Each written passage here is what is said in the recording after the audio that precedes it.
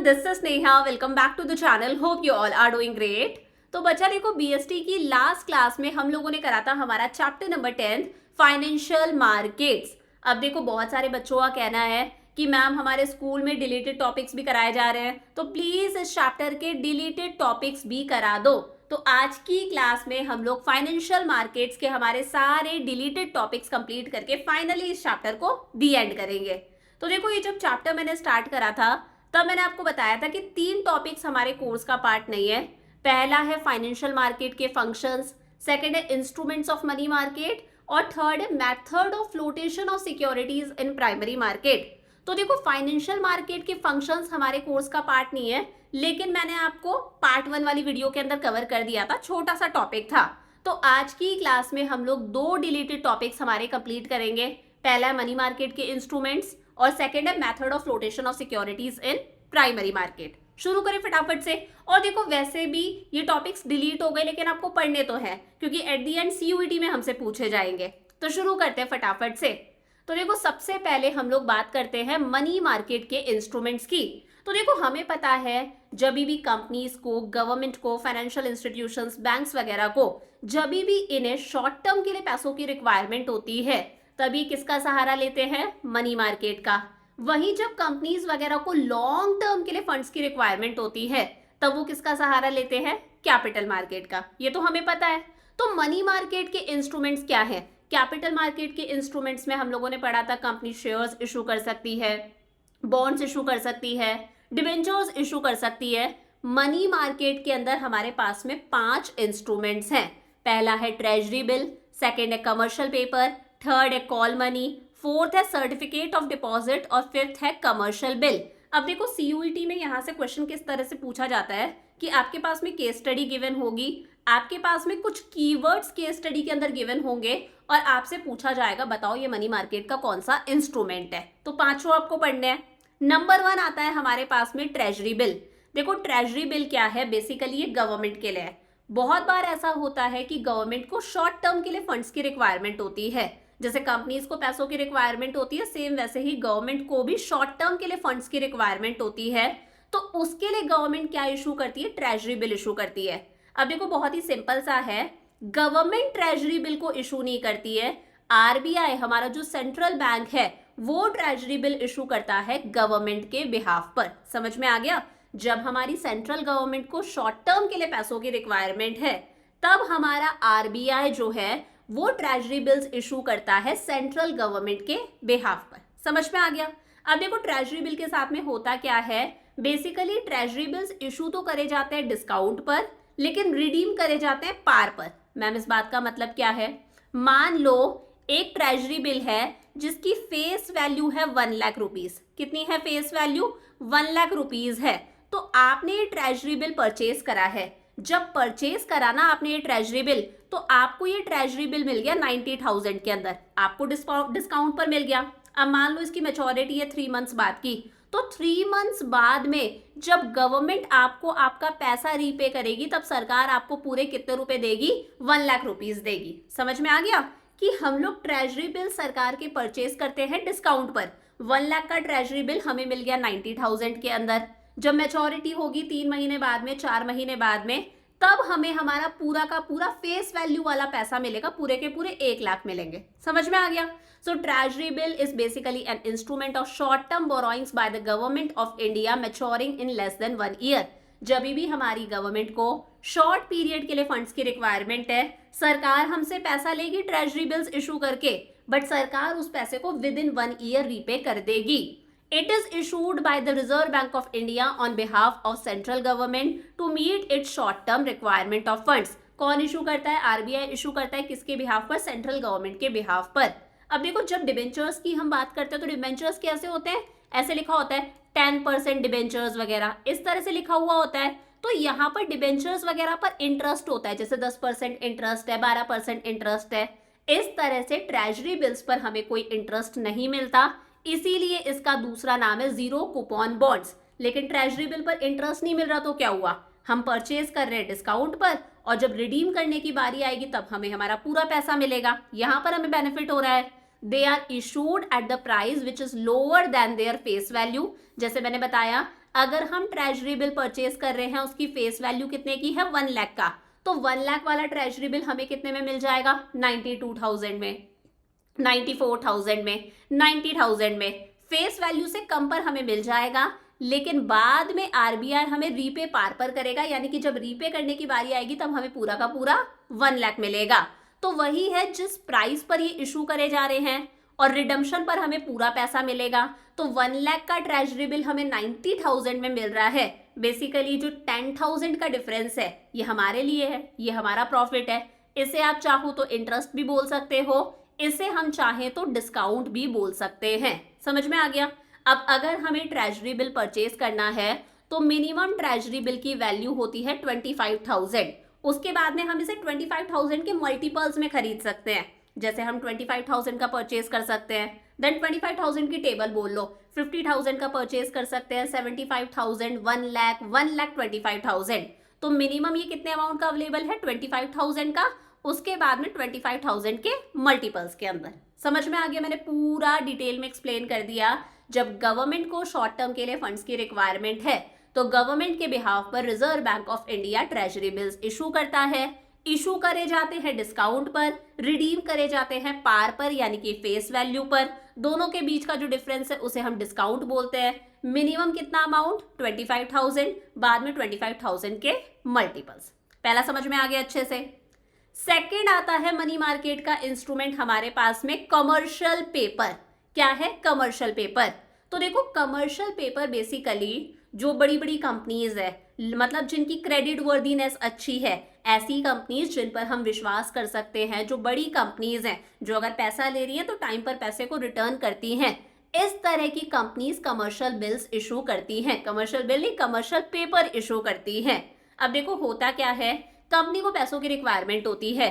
बहुत बार कंपनी को working capital के लिए पैसों की रिक्वायरमेंट होती है कि नहीं होती है, डे टू डे खर्चों के लिए पैसों की रिक्वायरमेंट होती है। कई बार ऐसा होता है कि कंपनी को मान लो लॉन्ग टर्म के लिए फंड्स की रिक्वायरमेंट है तो कंपनी शेयर्स वगैरह इशू करती है। अब हमें पता है जब कंपनी शेयर्स इशू करती है तो प्रोस्पेक्टस इशू करवाना पड़ता है, एडवर्टीजमेंट करवाना है, एप्लीकेशन फॉर्म वगैरह, बहुत सारा खर्चा आता है। उस खर्चे को बोला जाता है फ्लोटेशन कॉस्ट। क्या कहते हैं, फ्लोटेशन कॉस्ट। इस खर्चे के लिए कंपनी को पैसों की रिक्वायरमेंट होती है, तब कंपनी पैसा कहाँ से अरेंज करे। अगर वो मान लो बैंक्स वगैरह से पैसा अरेंज करती है तो कंपनी को बहुत ज्यादा इंटरेस्ट पे करना पड़ता है।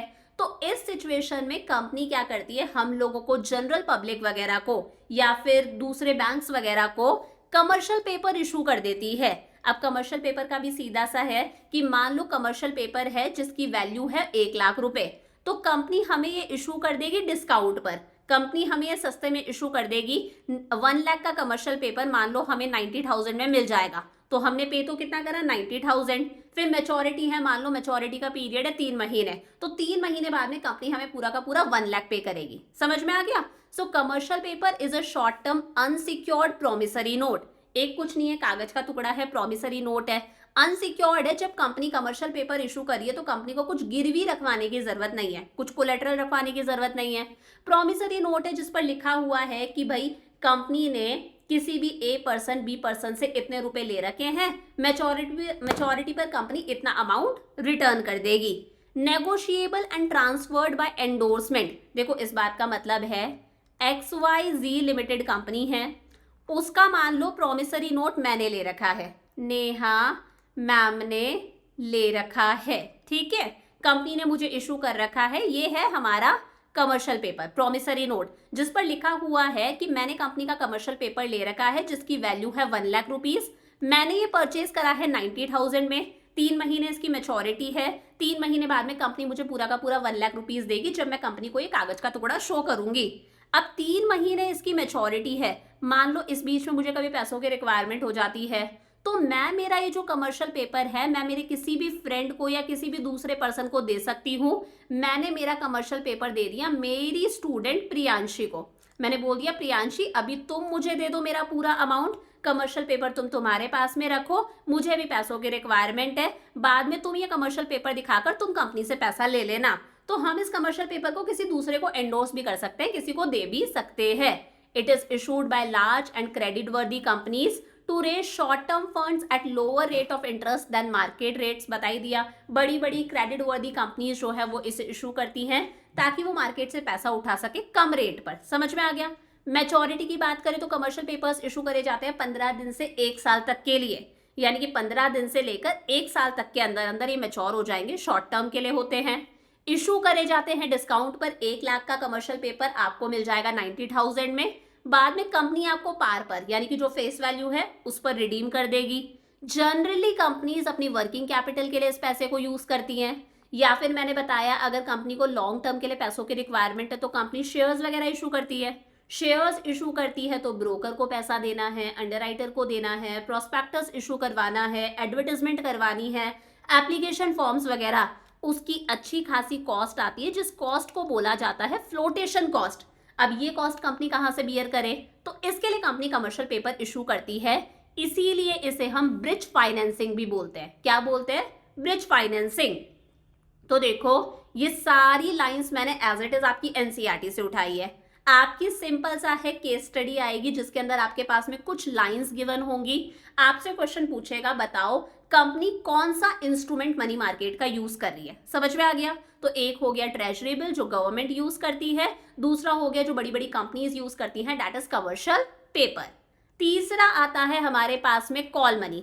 कॉल मनी बेसिकली किसके लिए है? बैंक्स के लिए है, कमर्शियल बैंक्स वगैरह के लिए है। देखो हम लोगों ने इको के अंदर पढ़ा है बैंक्स को अपने डिपॉजिट्स का कुछ परसेंटेज आरबीआई के पास में रखवाना पड़ता है। बैंक्स को अपने डिपॉजिट्स का कुछ परसेंटेज अपने भी पास में रखना पड़ता है। तो बैंक्स को कैश रिजर्व रेशियो रखना भी जरूरी है, स्टैट्यूटरी लिक्विडिटी रेशियो रखना भी जरूरी है। बैंक्स को अपने डिपॉजिट्स का कुछ परसेंटेज पापा के पास में, आरबीआई के पास में रखवाना भी जरूरी है। बैंक्स को अपने कुछ डिपॉजिट्स का कुछ परसेंटेज अपने पास में रखना भी जरूरी है। अब बहुत बार ऐसा होता है कि बैंक के पास में सफिशिएंट फंड्स नहीं होते कि बैंक सीआरआर मेंटेन कर सके, बैंक एसएलआर मेंटेन कर सके। इस सिचुएशन में एक बैंक दूसरे बैंक से पैसा उधार पर ले लेता है। समझ में आ गया। इस सिचुएशन में सीआरआर और एसएलआर मेंटेन करने के लिए एक बैंक जब दूसरे बैंक से पैसा उधार ले रहा है, यानी कि एचडीएफसी आईसीआईसीआई से पैसा ले रहा है और बहुत ही शॉर्ट टर्म के लिए पैसा लिया जाता है। पैसा लिया जाता है 1 दिन से लेकर सिर्फ 15 दिन तक के लिए, 15 डेज से ज्यादा के लिए नहीं है। 1 डे टू 15 डेज के लिए पैसा उधार पर लिया जाता है, इसे बोला जाता है कॉल मनी। और ऑब्वियस ही बात है अगर एक बैंक दूसरे बैंक को पैसा उधार दे रहा है, करोड़ों के अंदर दे रहा है, कई करोड़ के अंदर दे रहा है, तो उसे बदले में इंटरेस्ट भी पे करना होता होगा। इस इंटरेस्ट की रेट को बोला जाता है कॉल रेट। क्या बोला जाता है? Call rate. So call money is a short-term finance repayable on demand with a maturity period of 1 day to 15 days used for interbanking transaction. एक बैंक जब दूसरे बैंक से उधार ले रहा है ताकि वो सीआरआर और एसएलआर मेंटेन कर सके 1 day to 15 days तक के लिए, that is call money. Commercial banks have to maintain a minimum cash balance as cash reserve ratio. Call money is a method by which commercial banks borrow from each other to be able to maintain the cash reserve ratio. और जो interest देते हैं उस interest को बोला जाता है call rate. ये जो इंटरेस्ट की रेट है ये फिक्स नहीं होती। देखो सीआरआर और एसएलआर भी फिक्स नहीं होता ना, सेम इसी तरह से ये इंटरेस्ट की रेट भी फिक्स नहीं होती है, डे टू डे चेंज होती रहती है। इवन ये आर टू आर भी चेंज होती रहती है और इसी का दूसरा नाम है इंटर बैंक कॉल मनी। क्या कहते हैं? Inter bank call money. तो ये भी याद रहेगा, एक बैंक दूसरे बैंक से उधार ले रहा है 1 डे टू 15 डेज तक के लिए और जो इंटरेस्ट की रेट है उसे हम लोग बोल रहे हैं call rate, that is call money. Fourth आता है हमारे पास में सर्टिफिकेट ऑफ डिपॉजिट। क्या आता है? Certificate of deposit. देखो ये बेसिकली बैंक्स यूज करते हैं या फिर हमारे फाइनेंशियल इंस्टीट्यूशंस ही इसे यूज करते हैं। बैंक्स और फाइनेंशियल इंस्टीट्यूशंस ही इसे यूज करते हैं। अब देखो इसके अंदर होता क्या है, इसके अंदर ऐसा है, देखो हम लोग हमारा पैसा हमें पता है बैंक्स में डिपॉजिट करवाते हैं। हम हमारा पैसा क्या करते हैं? बैंक्स में डिपॉजिट करवाते हैं। ठीक है भाई, हमने बैंक में पैसा डिपॉजिट कराया, बैंक इस पैसे को अपने पास में नहीं रखते, कुछ पैसा एज ए रिजर्व अपने पास में रखते हैं, बाकी बैंक इसी पैसे को दूसरे लोगों को क्या कर देते हैं? लैंड कर देते हैं, मतलब लोन पर दे देते हैं। ऐसा ही होता है। लेकिन बहुत बार ऐसा होता है कि हम बैंक में पैसा कम डिपॉजिट करवाते हैं, हम लोगों के हाथ में पैसा नहीं है तो हम बैंक में भी पैसा कम डिपॉजिट करवा रहे हैं। अब इस सिचुएशन में अगर हम बैंक में पैसा कम डिपॉजिट करवा रहे हैं तो बैंक के पास में पैसे की कमी आ जाती है। लेकिन बैंक को लोन तो देना है, उधार मांगने वाले तो आते हैं। अब इस सिचुएशन में बैंक पैसा कहाँ से लेकर आए? तो इस सिचुएशन में बैंक क्या इशू करता है? सर्टिफिकेट ऑफ डिपॉजिट इशू करता है। कुछ नहीं है, कागज का एक टुकड़ा है। ये बैंक हम लोगों को भी इशू कर सकता है, कंपनीज को भी इशू कर सकता है, कॉर्पोरेशंस, ग्रुप ऑफ इंडिविजुअल्स को भी इशू कर सकता है। बैंक्स वगैरह हमसे पैसा लेते हैं, बदले में हमें एक सर्टिफिकेट इशू कर देते हैं जिसमें लिखा हुआ है कि भाई बैंक ने आपसे इतना रुपया ले रखा है, किसी कंपनी से, किसी इंडिविजुअल से इतने रुपए ले रखे हैं, मैच्योरिटी पर 4 महीने बाद में, 5 महीने बाद में बैंक इस पैसे को रिटर्न कर देगा। समझ में आ गया? तो हमारे पास में कुछ नहीं है, हमारे पास में सिर्फ एक सर्टिफिकेट है जिसमें लिखा हुआ है कि हमने फलाना बैंक को इतने रुपए दे रखे हैं, मैच्योरिटी पर हमें इतने रुपए मिल जाएंगे। अभी हम लोगों ने 85K दे रखे हैं बैंक को, अब बैंक हमारा पैसा यूज कर रहा है तो हम बैंक से इंटरेस्ट तो लेंगे, मैच्योरिटी पर हमें 1 लाख रुपए मिल जाएंगे, तो 15,000 क्या हो गया? हमारा प्रॉफिट हो गया, हम लोगों का प्रॉफिट हो गया। सो सर्टिफिकेट ऑफ डिपॉजिट भी क्या है? अनसिक्योर्ड है। बैंक ने हमें सर्टिफिकेट ऑफ डिपॉजिट दिया, अनसिक्योर्ड है, कुछ गिरवी नहीं रखा। नेगोशिएबल शॉर्ट टर्म इंस्ट्रूमेंट्स है। नेगोशिएबल का मतलब है, मान लो मेरे पास में HDFC का सर्टिफिकेट ऑफ डिपॉजिट है, मेरे पास में है, ठीक है, और ये सर्टिफिकेट ऑफ डिपॉजिट पर मैच्योरिटी लिखी हुई है 4 मंथ्स। 4 मंथ से पहले मान लो मुझे पैसों की रिक्वायरमेंट हो जाती है, तो मैं मेरा ये सर्टिफिकेट किसी दूसरे पर्सन को दे सकती हूँ। मैंने A को दे दिया ये सर्टिफिकेट, मैंने बोल दिया अभी तू मुझे पैसा दे दे, बाद में तू बैंक को ये सर्टिफिकेट दिखाकर तू बैंक से पैसा ले लेना। समझ में आ गया? मैच्योरिटी 4 मंथ्स है, इस बीच में अगर मुझे पैसों की रिक्वायरमेंट है तो मैं मेरा सर्टिफिकेट किसी और को दे सकती हूँ, सेल कर सकती हूँ, बदले में मैं इससे पैसा ले लूंगी। अब सर्टिफिकेट A के पास में है, A जो है वो 4 महीने बाद में HDFC से पैसा ले सकता है, तो नेगोशिएबल है, ट्रांसफर कर सकते हैं। बियरर फॉर्म में है, जिसके पास में ये होगा सर्टिफिकेट, बैंक उसे पैसा रिटर्न करेगा। कमर्शियल बैंक्स और डेवलपमेंटल एंड फाइनेंशियल इंस्टीट्यूशंस इसे इशू करते हैं। हम इंडिविजुअल्स को इशू कर सकते हैं, कॉर्पोरेशंस को, कंपनीज को इशू कर सकते हैं। जब टाइट लिक्विडिटी होती है, बैंक में लोग पैसा तो कम डिपॉजिट करवा रहे हैं, लेकिन बैंक को लोन देने के लिए, क्रेडिट देने के लिए पैसों की रिक्वायरमेंट है, तब बैंक पैसा कहाँ से अरेंज करे? तो उसके लिए bank certificate of deposit issue करता है। समझ में आ गया? और लास्ट है हमारे पास में कमर्शियल बिल। देखो कमर्शियल बिल क्या होता है, ये आपने अकाउंट्स में पढ़ा होगा, बिल ऑफ एक्सचेंज, एग्जैक्टली वही है। मैंने कहा ये A बंदा है, A मान लो एक फर्म है, और ये है एक B। अब मैंने कहा B ने A से गुड्स परचेज करे, ठीक है, B ने A से गुड्स परचेज करे। अब B को यहाँ पर क्या करनी है? पेमेंट करनी है, लेकिन B के पास में पैसा नहीं है और B पेमेंट नहीं करता। B बोलता है मैं 4 महीने बाद में पेमेंट कर दूंगा। समझ में आ गया? A फर्म है, B ने A से गुड्स परचेज करे हैं, B ने पेमेंट नहीं करी, B बोलता है मैं 4 महीने बाद में पेमेंट कर दूंगा। तो A जो है वो एक बिल ऑफ एक्सचेंज बनाता है। क्या बनाता है? एक बिल ऑफ एक्सचेंज बनाता है, जिस पे लिखा हुआ है कि मैंने B को 50,000 के गुड्स सेल करे हैं, और आज से 4 मंथ्स बाद में जो B है वो मुझे 50,000 रुपीज क्या करेगा? रीपे करेगा। अब ये बिल ऑफ एक्सचेंज ये किसको दिखाता है? B को दिखाता है, और B क्या कर देता है? इस बिल ऑफ एक्सचेंज को एक्सेप्ट कर लेता है। यानी कि सही है ना, वो इसे एक्सेप्ट कर लेता है कि हाँ भाई मैं एग्री करता हूँ, मैंने आपसे गुड्स परचेज करे हैं, 4 महीने बाद में मुझे आपको 50,000 रुपए देने हैं। अब देखो A के पास में तो पैसा आएगा 4 मंथ्स बाद में, तो A के लिए क्या है? A के लिए है बिल्स रिसीवेबल। क्या है? बिल्स रिसीवेबल, ये अकाउंट्स में पढ़ रखा होगा आपने। और B को पेमेंट करनी है, तो ये B के लिए क्या है? Bills payable. समझ में आ गई यहाँ तक बातें? जब B इसे एक्सेप्ट कर रहा है, तब ये बिल ऑफ एक्सचेंज क्या बन जाता है? ट्रेड बिल बन जाता है। क्या बन जाता है? Trade bill. जिस दिन B ने इसे एक्सेप्ट कर लिया, ये क्या बन जाता है? ट्रेड बिल बन जाता है कि A के लिए बिल्स रिसीवेबल है क्योंकि इसके पास से पैसा आएगा, B के लिए बिल्स पेएबल है क्योंकि इसे पैसा देना है 4 महीने बाद में। लेकिन मान लो 2 महीने बाद में ही A के साथ में कुछ अर्जेंसी हो जाती है और A को पैसों की रिक्वायरमेंट है। अब A B के पास में जाता है कि भैया मुझे पैसा पहले दे दे, लेकिन B कहता है नहीं यार मैं तो 2 महीने बाद में ही दे सकता हूँ, अभी मेरे पास में पैसा अवेलेबल नहीं है। तो A क्या करेगा? A इस बिल को बैंक के अंदर ले जाएगा। क्या करेगा? बैंक के अंदर ले जाएगा, और बैंक में ले जाके दे देगा। A इस बिल को बैंक में ले जाके दे देगा, जिसे बोला जाता है बिल को डिस्काउंट करवाना। अब A बैंक को क्या बोलेगा? भाई मेरे पास है 50,000 का बिल है, आप मुझे पैसा दे दो। बैंक बोलेगा ठीक है दे देंगे, लेकिन हम हमारी सर्विस के लिए कुछ चार्ज लेंगे, हम आपको 45,000 रुपीज दे देते हैं।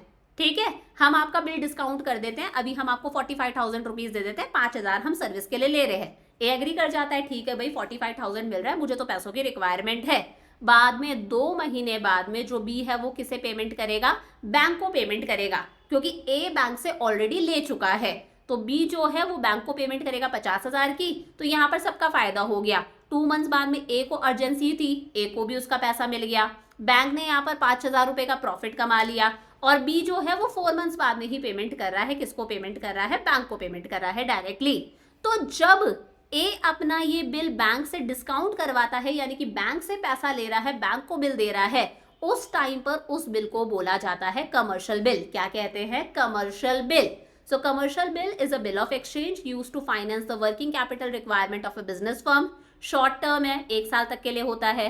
नेगोशिएबल है, मान लो ए के पास में बिल है, ए चाहे तो अगर ए को पैसों की रिक्वायरमेंट है वो इस बिल को सी को भी दे सकता है, वो सी से पैसा ले लेगा, बाद में बी पेमेंट किसको करेगा, सी को करेगा। तो हम इसे ट्रांसफर भी कर सकते हैं। सेल्फ लिक्विडेटिंग इंस्ट्रूमेंट है, यानी कि आप बैंक में जाके उसे डिस्काउंट भी करवा सकते हो, जैसे अभी हम लोगों ने देखा। When goods are sold on credit, the seller of the good draws the bill. हम लोगों ने देखा जब गुड्स बेचे थे तो सेलर ने क्या बनाया, बिल बनाया, और बायर उसे एक्सेप्ट करता है। जब बायर एक्सेप्ट करता है तो वो बिल क्या बन जाता है, ट्रेड बिल बन जाता है। इस बिल को हम बैंक से भी डिस्काउंट करवा सकते हैं अगर सेलर को मैच्योरिटी से पहले पैसों की रिक्वायरमेंट है। और जब सेलर इस बिल को बैंक से डिस्काउंट करवाता है तभी ये बिल क्या बन जाता है, कमर्शियल बिल। समझ में आ गया अच्छे से। तो ये 5 इंस्ट्रूमेंट्स हैं मनी मार्केट के जो आपको अच्छे से पता होने चाहिए। यहाँ पर आपके पास में सीयूईटी में क्वेश्चन आएगा कि कीवर्ड्स गिवन होंगे, केस स्टडी गिवन होगी, आपको आइडेंटिफाई करना है कि ये कौन सा इंस्ट्रूमेंट है मनी मार्केट का। अगला हमारा टॉपिक आता है, डिलीटेड टॉपिक आता है, method of flotation of securities in primary market. अब हमें पता है जब कंपनीज वगैरह को लॉन्ग टर्म के लिए पैसों की रिक्वायरमेंट होती है तो वो किसका सहारा लेती हैं, कैपिटल मार्केट का। फिर कैपिटल मार्केट में भी हम लोगों ने पढ़ा था, एक होता है प्राइमरी मार्केट और एक होता है सेकेंडरी मार्केट। देखो जब company for the very first time securities issue कर रही है अपने इन्वेस्टर्स को, मान लो XYZ कंपनी है, कंपनी ने शेयर्स इशू करे हैं किसी इन्वेस्टर ए को। जब कंपनी सिक्योरिटीज इशू करती है डायरेक्टली इन्वेस्टर्स को, नई सिक्योरिटीज इशू करी जा रही हैं इन्वेस्टर्स को, वो प्राइमरी मार्केट है। अब ए के पास में कंपनी के शेयर्स है, ए को पैसों की रिक्वायरमेंट है, ए ने अपने शेयर्स बी को बेच दिए। जब एक इन्वेस्टर दूसरे इन्वेस्टर को शेयर्स बेच रहा है उसे बोला जाता है सेकेंडरी मार्केट। क्या कहते हैं, सेकेंडरी मार्केट। तो पहली बार जब कंपनी इशू करती है इन्वेस्टर्स को, डेट इज प्राइमरी मार्केट। फिर एक इन्वेस्टर के पास में शेयर्स है, वो अपने शेयर्स किसी और को बेच रहा है, फिर दूसरा तीसरे को बेच रहा है, तीसरा चौथे को बेच रहा है, डेट इज सेकेंडरी मार्केट। तो प्राइमरी मार्केट में कंपनी पहली बार इन्वेस्टर्स को अपने शेयर्स किस तरह इशू करती है, 5 तरीके हैं। पहला है ऑफर थ्रू प्रोस्पेक्टस, फिर है offer for sale, private placement, ये सबसे ज़्यादा चीप यानी कि सबसे ज़्यादा सस्ता माना जाता है, राइट इशू, और लास्ट है जो आजकल सबसे ज़्यादा चलता है EIPO, electronic initial public offer. 1 by 1 देखो। सबसे पहला है इशू थ्रू प्रोस्पेक्टस। देखो इशू थ्रू प्रोस्पेक्टस आसान सा है।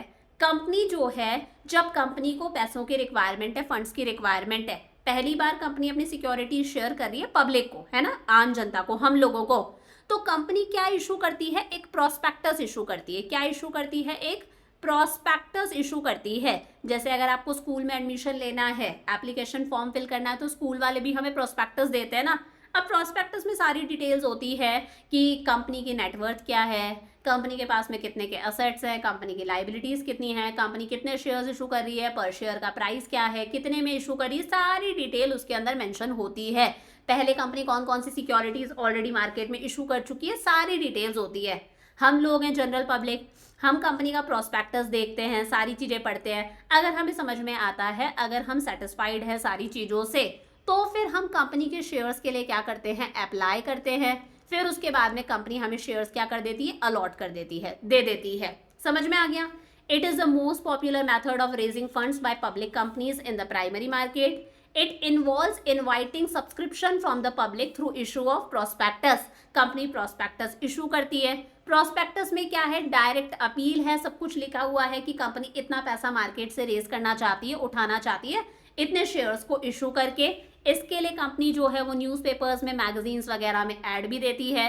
और आप प्रोस्पेक्टस इशू कर रहे हो, कंपनी प्रोस्पेक्टस इशू कर रही है, उससे पहले ज़रूरी है कि कंपनी की जो सिक्योरिटीज़ है, शेयर्स, बॉन्ड्स, डिबेंचर्स वगैरह जो भी है, वो किसी एक स्टॉक एक्सचेंज में लिस्टेड होने चाहिए।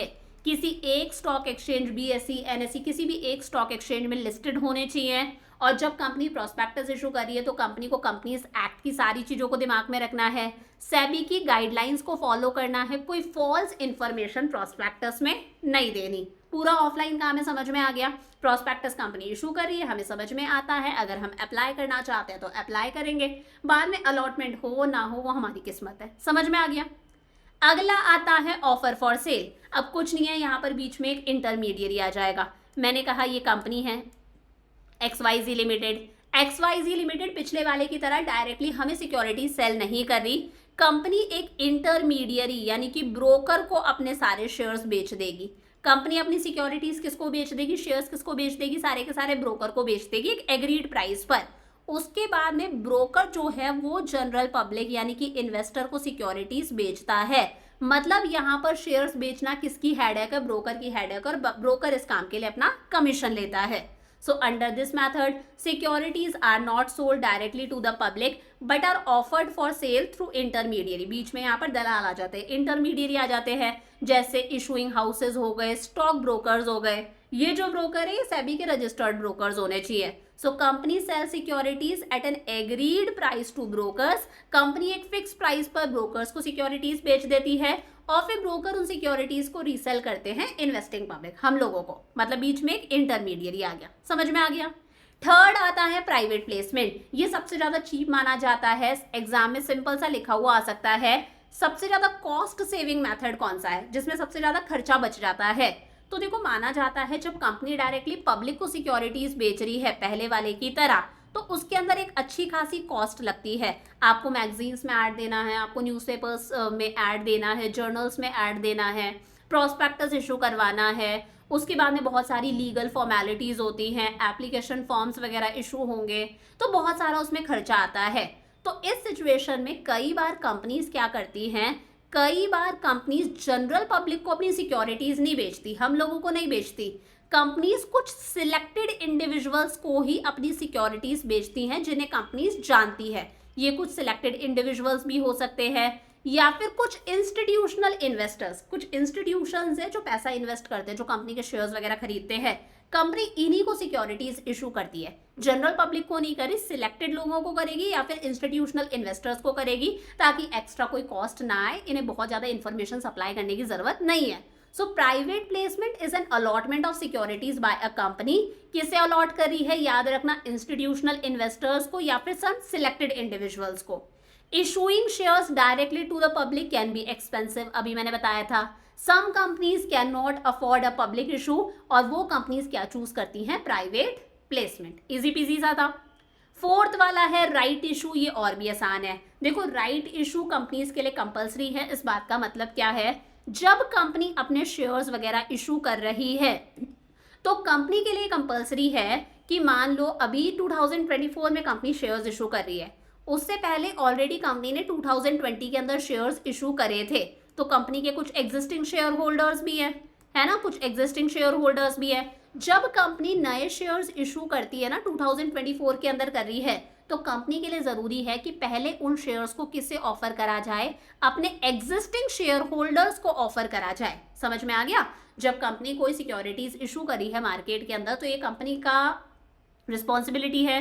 कंपनी के लिए जरूरी है कि पहले उन शेयर्स को किसे ऑफर करा जाए, खुद के एग्जिस्टिंग शेयर होल्डर्स को ऑफर करा जाए। लेना ना लेना उनके ऊपर है, लेते हैं तो ठीक है, नहीं तो फिर कंपनी उन शेयर्स को किससे इशू करती है, जनरल पब्लिक को इशू करती है। सो एक प्रिविलेज दिया जा रहा है कंपनी के एग्जिस्टिंग शेयर होल्डर्स को। This is a privilege given to existing share holders to subscribe to a new issue of shares according to the terms and conditions of the company. कुछ TNC भी होती है, terms and conditions भी होती है। The shareholders are offered the right to buy new shares in proportion to the number of shares they already possess। और एक proportion होता है, मैंने कहा प्रपोर्शन है 10:2, कि अगर मान लो किसी शेयर होल्डर के पास में ऑलरेडी कंपनी के 10 शेयर्स हैं, एग्जिस्टिंग शेयर होल्डर के पास में 10 शेयर्स है, तो 10 शेयर है तो उसे 2 नए शेयर्स इशू करे जाएंगे। अगर उसके पास में 10 शेयर्स हैं तो उसे 2 शेयर्स इशू करे जाएंगे, और वो भी कम प्राइस के ऊपर, है ना, जो भी प्राइस है उससे कम में इशू करे जाते हैं। समझ में आ गया। तो वही है, कंपनी जब नए शेयर्स इशू करती है तो उस सबसे पहले वो किसे ऑफर करती है, एग्जिस्टिंग शेयर होल्डर्स को, और अगर मान लो शेयर 100 का है तो इन्हें कंपनी देगी ये शेयर 94.55, 95.6, कुछ ऐसे डिस्काउंट पर ऑफर करती है। लेना ना लेना उनके ऊपर है। और लास्ट आता है हमारे पास में EIPO, electronic initial public offer. जो पहले वाला काम था प्रोस्पेक्टस वाला, अगर वही काम ऑनलाइन हो जाए तो वो होता है हमारा EIPO। यहाँ पर कंपनी क्या कर रही है, ऑनलाइन अपने शेयर्स इशू कर रही है। हम लोग बहुत सारे IPOs वगैरह में पैसा लगाते हैं, तो a company proposing to issue capital to the public through the online system, अगर कंपनी सारा काम ऑनलाइन करना चाहती है, of the stock exchange has to enter into an agreement with stock exchange. Company को किसी एक स्टॉक एक्सचेंज के साथ में एग्रीमेंट साइन करना पड़ेगा। अब स्टॉक एक्सचेंज मैंने 2 बताए थे, NSE है नेशनल स्टॉक एक्सचेंज, BSE है हमारा बॉम्बे स्टॉक एक्सचेंज। इसी को हम बोलते हैं इनिशियल पब्लिक ऑफर। अब यहाँ पर मान लो मैं हूँ, ठीक है, मुझे मान लो किसी कंपनी के IPO में पैसा लगाना है। मैंने कहा मुझे लगाना है बजाज के IPO में पैसा लगाना है, तो मैं डायरेक्टली नहीं लगा सकती, उसके लिए बीच में कौन होते हैं, ब्रोकर्स होते हैं। अब मैंने बताया आजकल ब्रोकर्स का काम कौन करते हैं, आपको कुछ नहीं करना, आपको एक मोबाइल में एप्लीकेशन डाउनलोड करनी है। एप्लीकेशन जैसे ज़ीरोदा हो गया, पेटीएम मनी हो गया, ग्रो है। आपको सिर्फ अपने मोबाइल के अंदर एक एप्लीकेशन इंस्टॉल करनी है, उस एप्लीकेशन के थ्रू आप शेयर्स के लिए अप्लाई करोगे। ठीक है भाई, आपने क्या करा, अप्लाई करा, तो ये जो ब्रोकर है इसके पास में एप्लीकेशन जाती है, फिर ब्रोकर जो है वो कंपनी के अंदर अप्लाई करता है। उसके बाद में ज़रूरी नहीं है हमें अलॉट हो। मान लो कंपनी इशू करना चाहती है 1 लाख शेयर्स, लेकिन मान लो 5 लाख लोगों ने अप्लाई कर दिया, तो पूरे के पूरे 5 लाख को थोड़ी ना अलॉट होंगे। अलॉट तो सिर्फ 1 लाख को ही होंगे, बाकी 4 लाख एप्लीकेशंस क्या हो जाएंगी, रिजेक्ट हो जाएंगी। तो उसके लिए कंपनी जो है वो रजिस्ट्रार को भी अपॉइंट करती है। रजिस्ट्रार का काम होता है शेयर्स को अलॉट करना। तो सेबी रजिस्टर्ड ब्रोकर्स अपॉइंट करे जाते हैं जिनके पास में हमारी एप्लीकेशन जाती है। जैसे ये एप्लीकेशन है ना, एक एप्लीकेशन आपको प्ले स्टोर से डाउनलोड करनी है, वो ब्रोकर का काम करते हैं, वो सेबी के रजिस्टर्ड ब्रोकर्स हैं जिनके थ्रू हम अप्लाई करते हैं। हमने अप्लाई करा, फिर ये बजाज के शेयर्स के लिए अप्लाई करेंगे। और कंपनी जो है वो रजिस्ट्रार भी अपॉइंट करती है जिसका काम है वो स्टॉक एक्सचेंज से इलेक्ट्रॉनिकली कनेक्ट करता है और हमें शेयर्स अलॉट करने का काम करता है। तो समझ जाओ, जब सारा का सारा काम ऑनलाइन हो रहा है, that is initial public offer. समझ में आ गया? ये हम लोगों ने हमारे दोनों डिलीटेड टॉपिक्स कंप्लीट कर लिए। अब एक डिलीटेड टॉपिक जो फंक्शंस है फाइनेंशियल मार्केट के, वो आपको पढ़ना है, तो इस चैप्टर का पार्ट 1 देख लेना। पार्ट 1 के साथ में ही मैंने कवर कर दिया था, बहुत ही छोटा सा टॉपिक था। अब नेक्स्ट क्लास से हम लोग स्टार्ट करेंगे हमारा chapter number 11 marketing management. Plus ये नोट्स मैंने आपको ऑलरेडी बता रखा है, NCERT नोट्स है, तो अगर आपको ये नोट्स चाहिए तो ये नोट्स आपको एप्लीकेशन पर अवेलेबल हो जाएंगे। एप्लीकेशन का नाम है नेहा जांगिड क्लासेस। हाँ, ये नोट्स पेड नोट्स हैं क्योंकि प्रिंटेबल नोट्स आपको एप्लीकेशन पर अवेलेबल होंगे, आप उन्हें डाउनलोड करके प्रिंट आउट निकलवा सकते हो।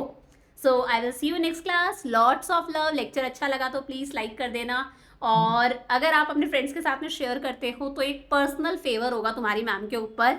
आई will see you next class. Lots of love. Bye bye.